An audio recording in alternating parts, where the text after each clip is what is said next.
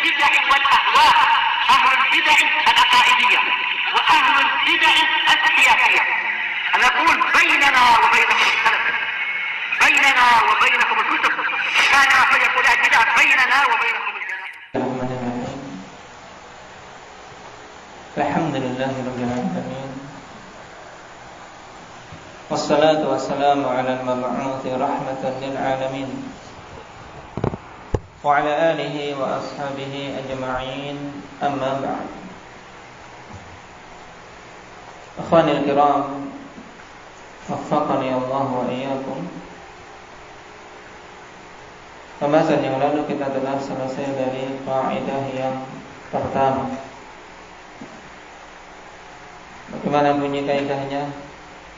Hendak ya Iqbal.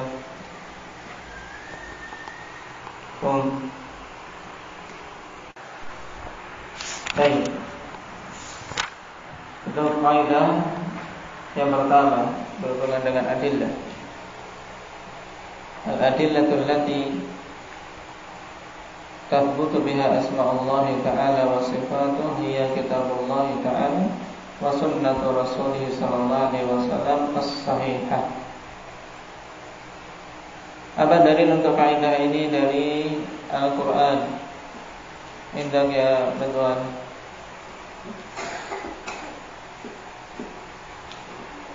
Dalil untuk kaidah ini.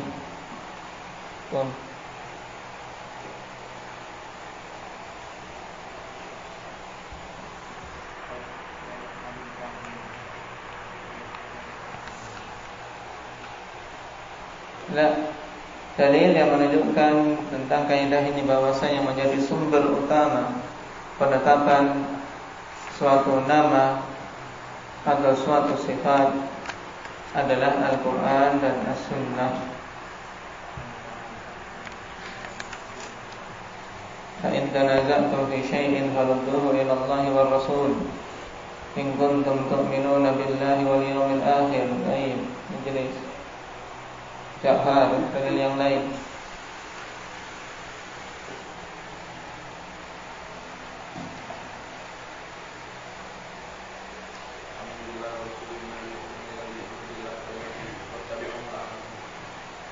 Wattabi'uhu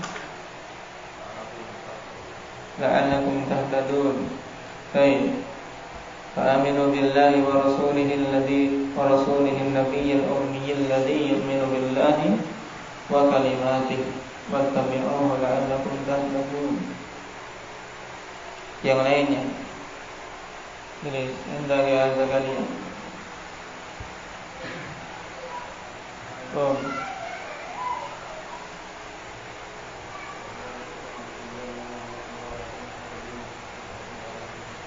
Fattabi'uhu wattaqu. Na'am, wa hadha kitabun anzalnahu mubarak. Fattabi'uhu wattaqu la'allakum turhamun. Dan yang lain apa lagi?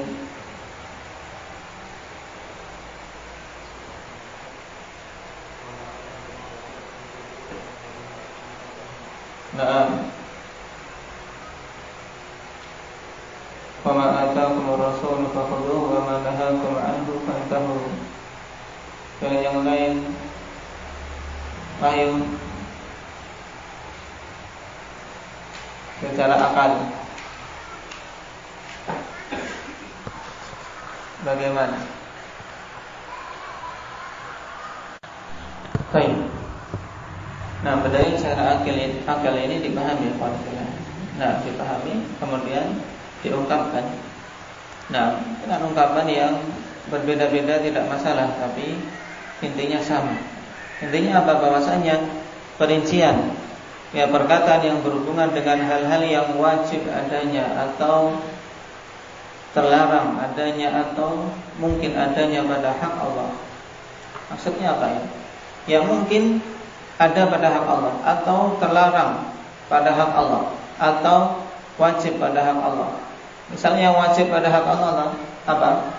Kita wajib menetapkan Allah itu berilmu, ya tidak?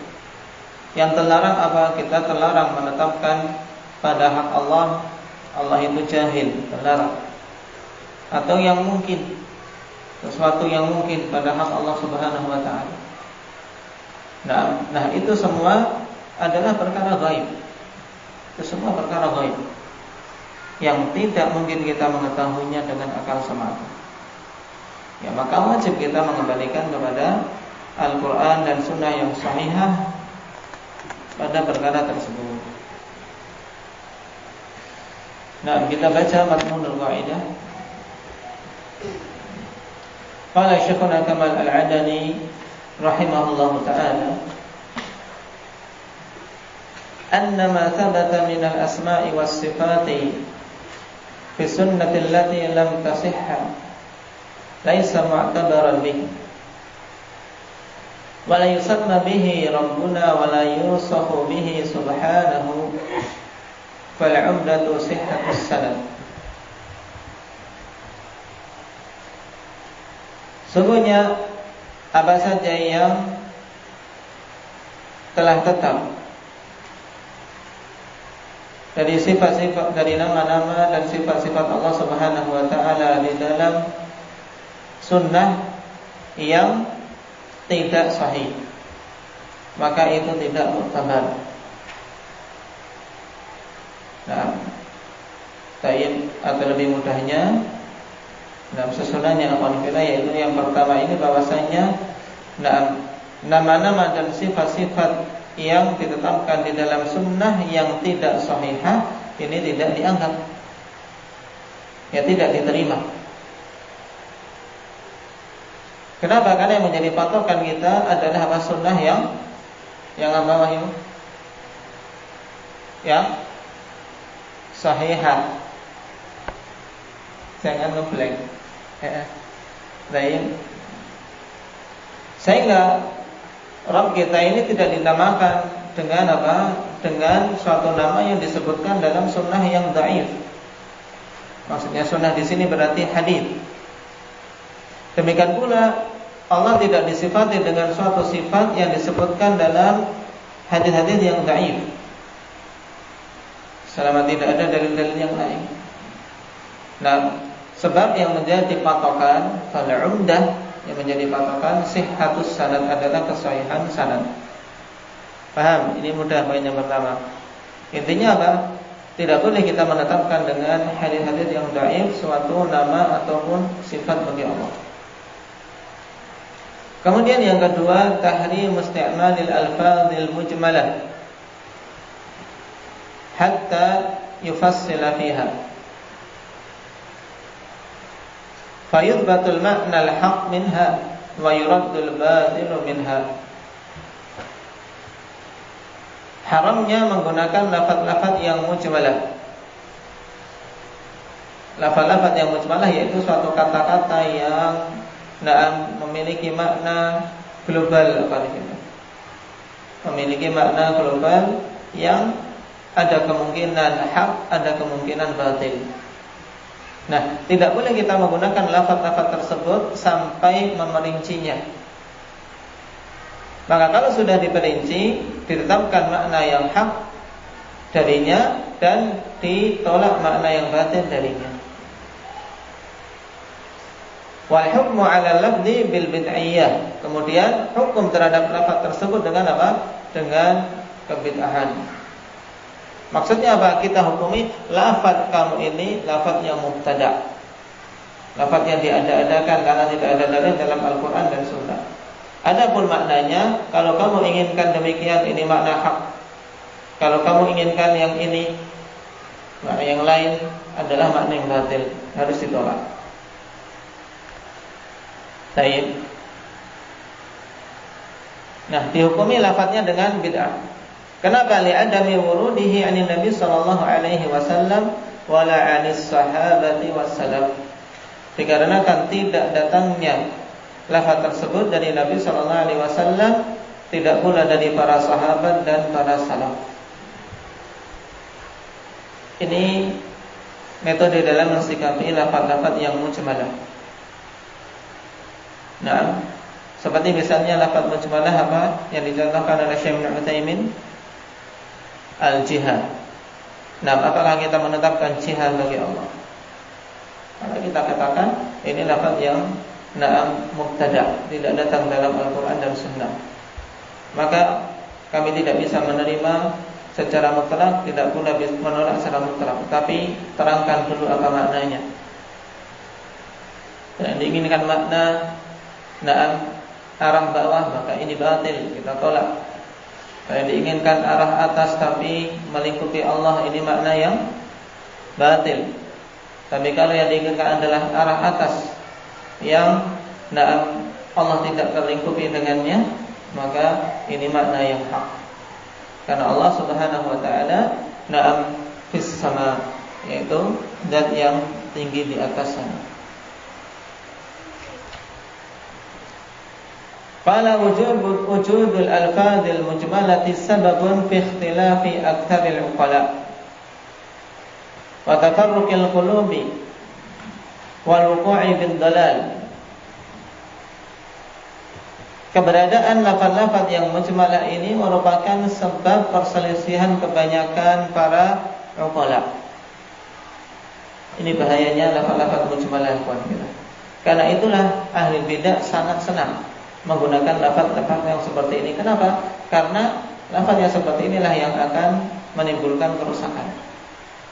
Dan memang tujuan mereka membuat kerusakan di dalam agama. Baik. Lafaz mujmalah merupakan sebab perselisihan kebanyakan para uqala, kebanyakan orang-orang yang berakal. Dan tercerai-berainya hati-hati mereka, serta sebab terjatuhnya di dalam kesesatan. Sebab jatuh di dalam kesesatan. Waliyadzubillah.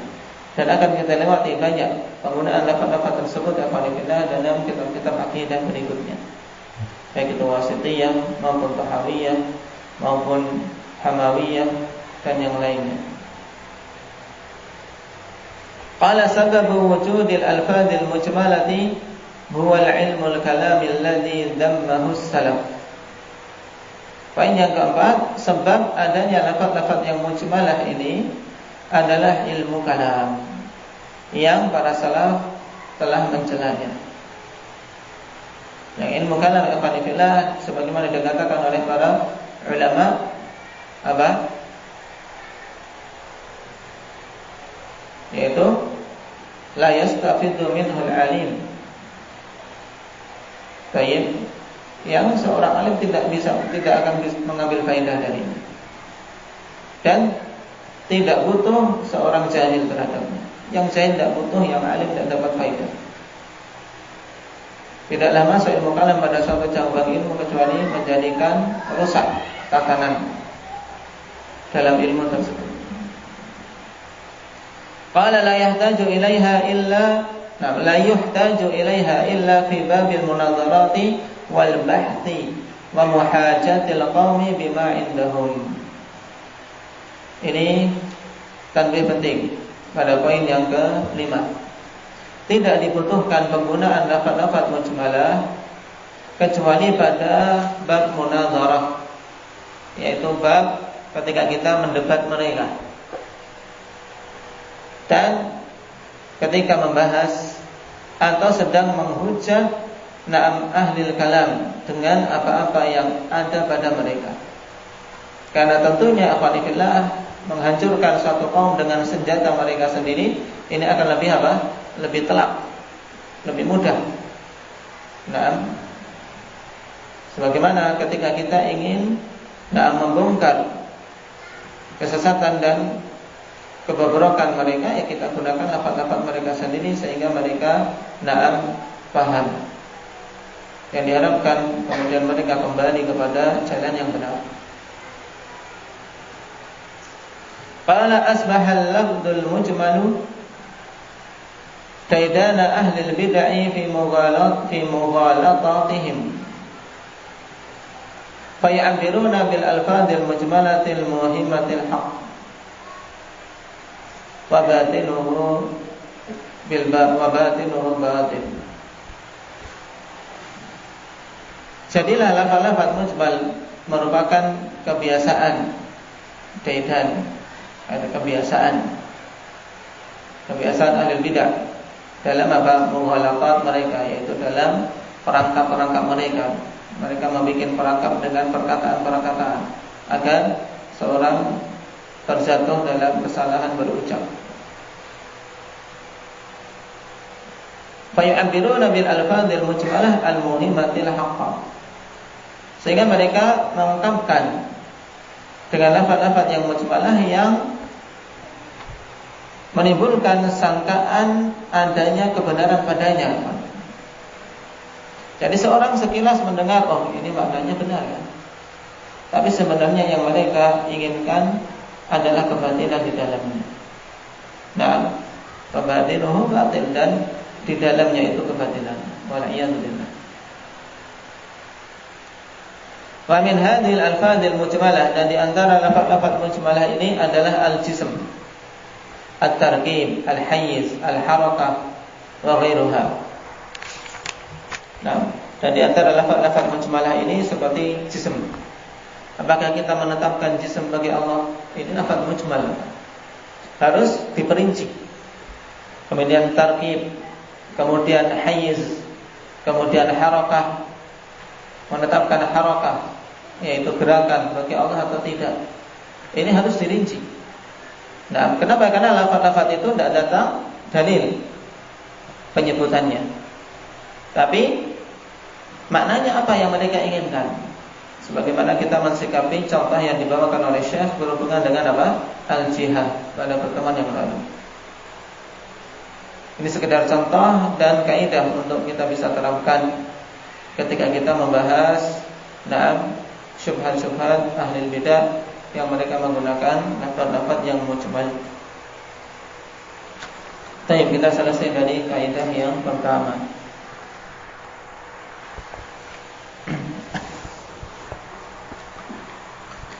Sekarang kita masuk pada al-qa'idatut tsaniyah.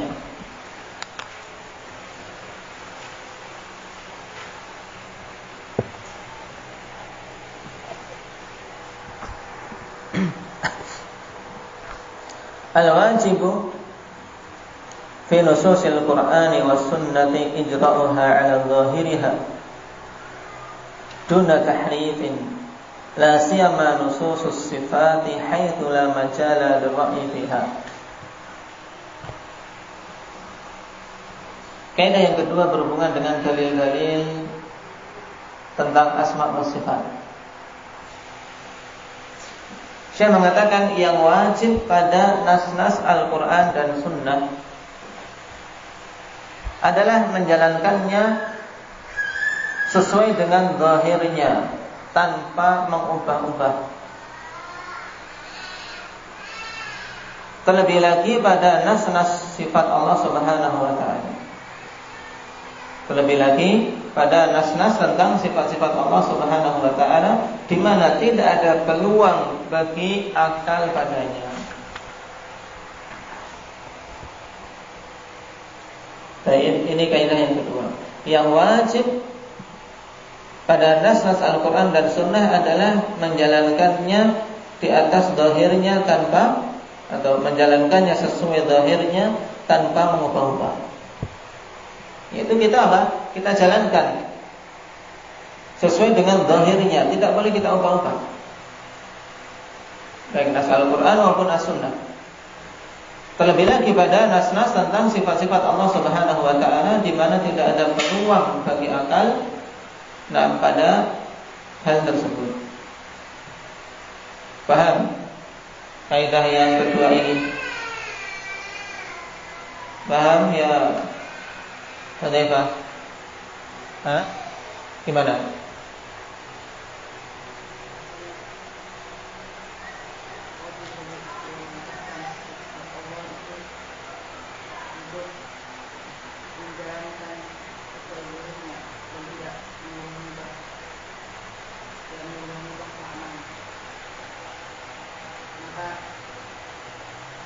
Terlebih lagi pada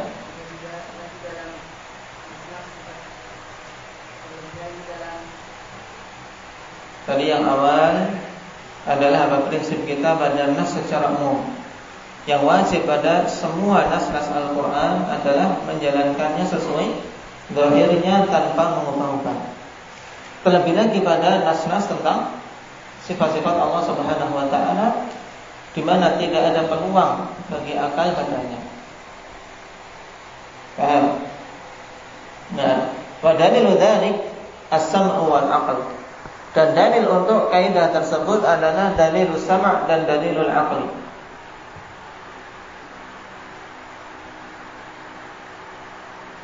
Sebelum kita masuk pada penyebutan dalil, apa itu tahrif? Perhatikan catatan kaki yang pertama. At-tahrifu naz'atun yahudiyyatun asal. Liqaulihi ta'ala yuharrifuna al-kalima 'an mawadhi'i. Tahrif adalah merupakan suatu metode yang asalnya dari orang-orang Yahudi. Jadi ini prinsip orang-orang Yahudi, teman-teman. Berdasarkan firman Allah Subhanahu wa taala, yuharrifuna al-kalima 'an mawadhi'i. Mereka mengubah-ubah kalimat-kalimat Allah Subhanahu wa taala dari dalam tempat-tempatnya. Maksudnya apa? Dari maknanya yang hak mereka ubah-ubah. Demikian pula mereka bahkan mengubah lafadznya. Baik. Jadi asal metode batil ini dari orang-orang Yahudi. Tsumma tabi'atuhum min hadhihi al-ummati ar-Rafidhah. Kemudian mengikuti orang-orang Yahudi tersebut dari kalangan umat ini golongan Rafidhah. Fahum ashbah bihim al-quddah wa hiya muntaqidatun kama fi iqtida'is siratal mustaqim wa fiha shibhuhum bil quddah. Wal jahmiyah fa innahum salaku masalaka ikhwanihimul yahud falam yatamakkanu min tahrifi nususil Qur'an faharrafu ma'aniha wa sattu 'alaihi wa fatahu bab at-ta'wil li kulli mulhidin yaqidu lid-din. Diambil dari perkataan Ibnu Qayyim rahimahullah taala dalam As-Sawa'iqul Mursalah. Itu maksudnya asalnya dari orang-orang Yahudi, kemudian diambil oleh orang Rafidhah dan mereka betul-betul mengikuti langkah orang-orang Yahudi alhamdulillah. Baik, ibarat apa? Ibarat baik bulu yang ada pada anak panah. Ya, dia akan mengikuti apa? Mengikuti ujungnya. Tidak akan mungkin baik mata panahnya ke depan kemudian bulunya bergerak ke belakang atau ke kanan atau ke kiri. Nah,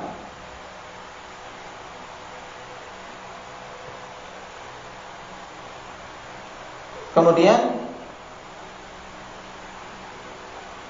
Jahmiyah alhamdulillah, mereka juga menempuh metode yang ditempuh oleh saudara-saudara mereka orang-orang Yahudi. Tapi bedanya Jahmiyah tidak memiliki kemampuan untuk mengubah nas-nas Al-Quran, tidak berani. Kalau Rafidhah berani alhamdulillah, makanya mereka punya apa? Punya Quran tersendiri. Mengatakan Quran kita ini Quran yang masih kurang, sehingga mereka memiliki mushaf Fatimah. Nah, yang mengatakan mushaf kita hanya sebagian kecil saja. Nah, adapun Jahmiyah tidak berani. Mereka tidak memiliki kemampuan untuk mengubah nas-nas Al-Quran, tapi mereka memalingkan maknanya. Memalingkan maknanya dan mengubah makna-maknanya, sehingga mereka membuka pintu takwil untuk setiap orang yang menyimpang, yang ingin berbuat makar terhadap agama ini. Ini sekilas tentang bahaya tahrif dan asal muasalnya. Adapun dari sisi pengertiannya, at-tahrifu minal harf ha ra fa aslun fit tarf wal janib. Yaitu kata tahrif dari harf yang asal maknanya akhwani fillah yaitu apa? Ujung. Ya, bermakna ujung. Dan suatu sisi ya di pinggir.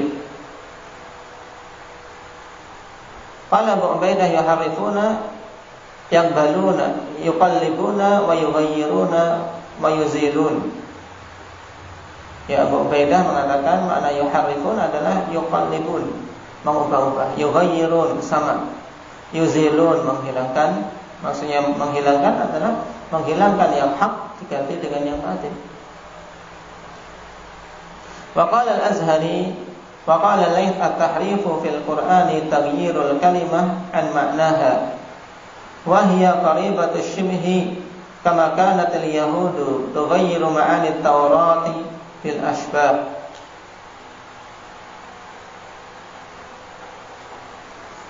Al-Layth mengatakan tahrif di dalam Al-Quran adalah mengubah suatu kata di dalam Al-Quran dari maknanya yang asli.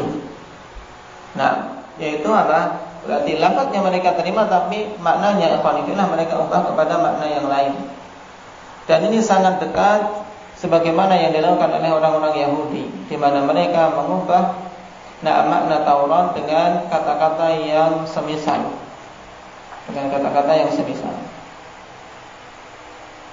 Jadi inti dari tahrif apa? Pengubahan dari makna yang hak dengan makna yang batil.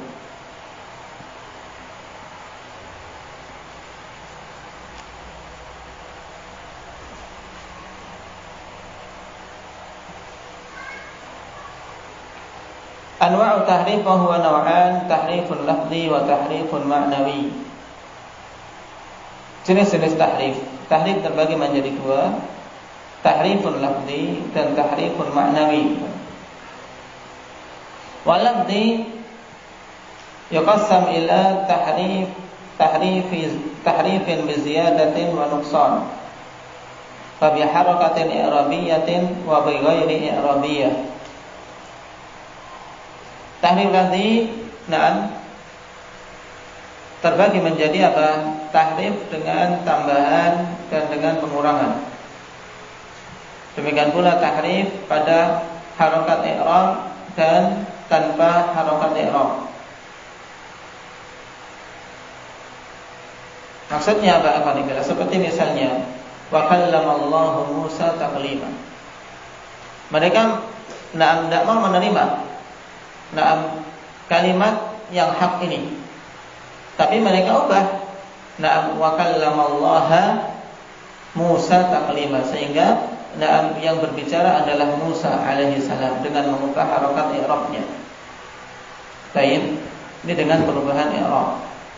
Tapi di sana terkadang tidak ada perubahan i'rab, tapi mereka hanya mengubah maknanya saja. Mereka mengatakan Ar-Rahmanu 'alal 'arsy istawa, sama. Tapi mereka memaknakan istawa dengan makna yang lain, bermakna istaula. Baik. Wal ma'nawi, ta'rif ma'nawi huwa sarful lafzi ila ghairihi ma'a baqa'i suratil lafz.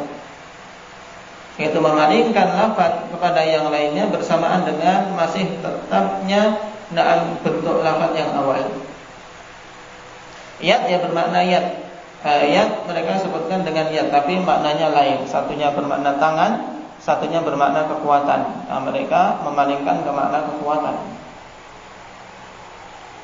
Ini inti dari tahrif. Dalam mensikapi nas-nas Al-Quran dan Sunnah, kita tidak boleh menempuh jalan tahrif ini yang merupakan peninggalan orang-orang Yahudi. Itu inti dari kaidah. Adapun dalilnya insyaallah kita ambil pada pertemuan yang akan datang. Naktabi bihadza walhamdulillah.